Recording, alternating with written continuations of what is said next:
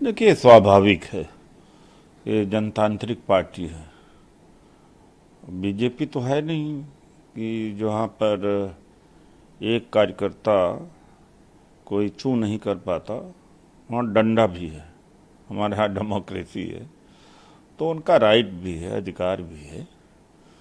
सबका अधिकार है मांगने का टिकट, लेकिन सब ठीक है। तो टिकट मांगना कोई नाराजगी नहीं, मैं कहता हूँ। नहीं सर, जिस तरह से नाराजगी जाहिर की है, विरोध जताया जा रहा है आपको टिकट दिए जाने का। नहीं भाई, मैं कह तो दिया हूँ कि क्या सबके एम्बिशन होते हैं, सबके महत्वाकांक्षा होते हैं। अपनी महत्वाकांक्षा व्यक्त करने में क्या कोई गुनाही है, कोई खराब बात है? हाँ, यह तरीका होता है महत्वाकांक्षा व्यक्त करने का, बात कहने का। हो सकता है कोई स्वभाव से कड़ा रुख अपना के कहता हो, कोई नरम रुख करके रखता हो, लेकिन ऐसा कोई बात नहीं। प्रधानमंत्री नरेंद्र मोदी ने कल राजस्थान में बनासवाड़ा में कांग्रेस पर जमकर निशाना साधा कहा और कहा कि कांग्रेस जो है लेफ्टिस्ट और नक्सल्स के उसमें फंस रही है। साथ ही आरोपी लगाए कांग्रेस के ऊपर उन्होंने। हमारा तो मेन अपोजिशन केरल में लेफ्ट पार्टीज। तो ये तो मोदी जी या बीजेपी ऐसा कर सकती है, जैसे कि पीडीपी से के साथ में भी सरकार बनाई है, जो एक तरह से आतंकवादी सपोर्टर भी है, और डायरेक्टली नहीं तो इनडायरेक्टली करते रहते हैं। और दूसरी बात है कि लेफ्ट का अपना आर्थिक एजेंडा है, और तो उसमें कौन सी गलत बात है? लेफ्ट का एग्जिस्टेंस या धर्मनिरपेक्ष ताकतों का रहना देश के लिए ठीक है। इसमें मोदी जी को क्यों इतराज है? मोदी जी चाहते हैं कि वही रहें और लेफ्ट न रहे, सेकुलर लोग न रहे। प्रधानमंत्री ने एक और आरोप लगाते हुए कहा कि कांग्रेस का जो मैनिफेस्टो है उसमें कहा गया कि इस बात की जांच करवाई जाएगी किस व्यक्ति के पास कितनी संपत्ति है, किस महिला के पास कितना सोना है। इस बात की भी जांच होगी। इसको लेकर ही पीएम ने सवाल उठाया।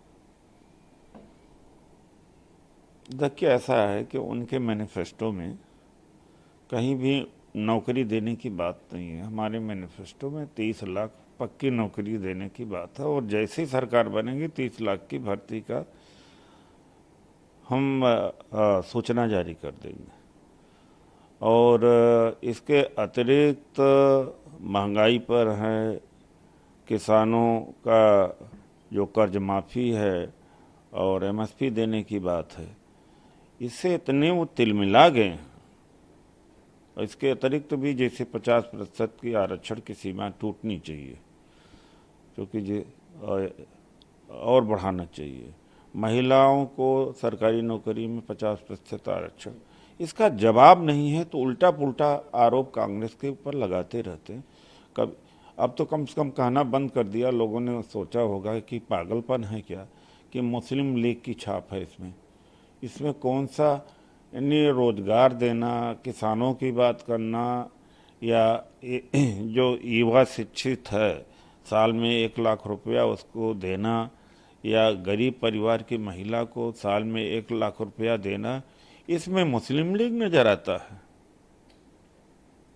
सीपीआईएम के सर कैंडिडेट हैं एएम आरिफ, उन्होंने आरोप लगाया और कहा कि जो राहुल गांधी हैं उनको लेकर पीएम बनाने को लेकर कैंपेन करते रहते हैं, जबकि राहुल गांधी ने अपनी पार्लियामेंट की बात किया, सिर्फ 8 स्पीच दी हैं और 16 क्वेश्चन उठाए हैं, जबकि मैंने 113 स्पीच देने के साथ 244 क्वेश्चन पुट अप किए थे।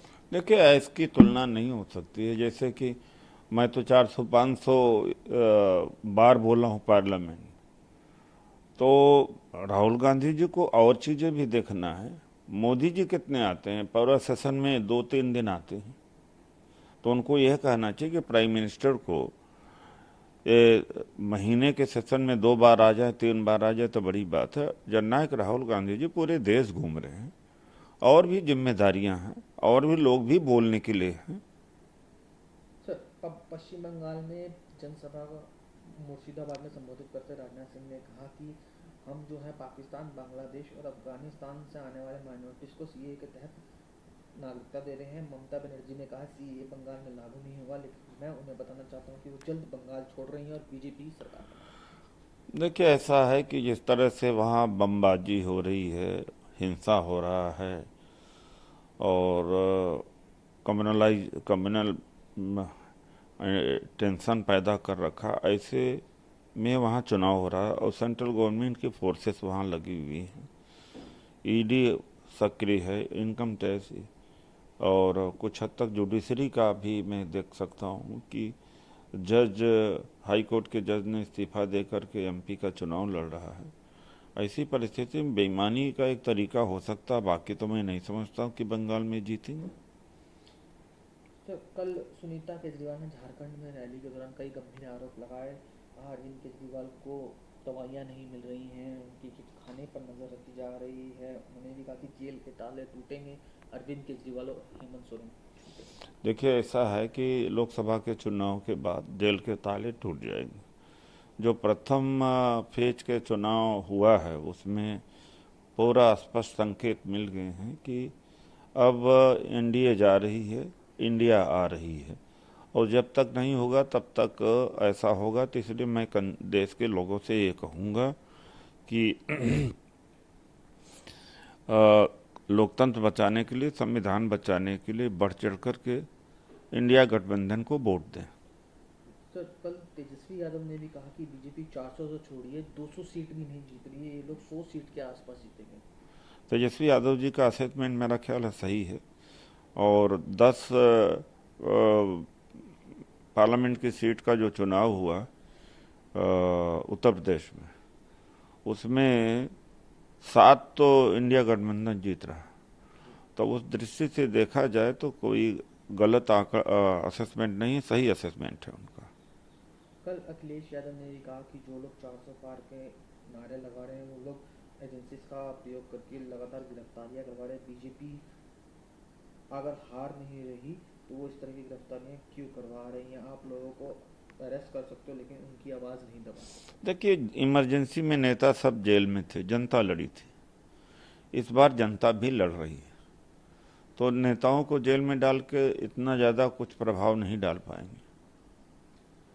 सिद्धारमैया का सर स्टेटमेंट, उन्होंने कहा कि इस बार मोदी लहर नाम की कोई चीज़ नहीं है लोकसभा के चुनाव में। उनके एमपी कैंडिडेट ने ही कहा है, एक एमपी के कैंडिडेट है, उसने खुद कहा है। तो जब बीजेपी के लोग कर रहे हैं और जो चुनाव लड़ रहा है वो कह रहा है, तो इसमें कोई अब इफ एंड बात थोड़ी रह गया है। सर, एक आखिरी सवाल लेना चाहूँगा, दिल्ली से जुड़ा हुआ है। और सर, गाजीपुर लैंडफिल साइट पर 12 घंटे हो चुके हैं, आग लगी हुई है, धुआं उठ रहा है। कंट्रोल करने की पूरी कोशिश की जा रही है लेकिन अभी भी धुआं काफ़ी फैल रहा है। कोशिश करके करना चाहिए, और आपका यहाँ पर नेशनल डिजास्टर की टीम पहुँच करके करें इन चीज़ों के लिए, तो वही बनी हुई है, वो केंद्र सरकार के अधीन है।